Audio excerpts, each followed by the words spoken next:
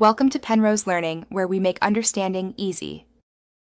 You'll start by exposing what's hidden so you can remove it reliably. First, show paragraph marks and other invisibles. This reveals extra breaks. Once visible, press Option plus Command plus G to open Go To, type the page number, and jump there. Now click at the start of the page and Shift plus click at the end to select everything.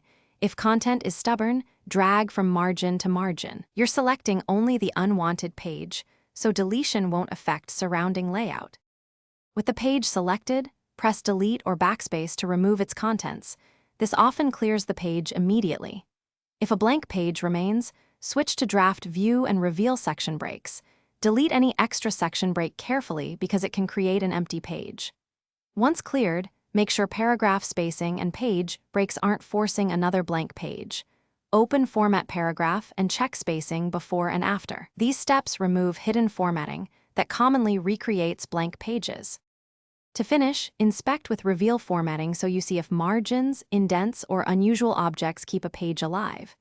If an object or frame is causing the gap, cut it and paste Special as unformatted text or delete the frame. Make sure to save a copy before sweeping changes. That lets you revert if needed.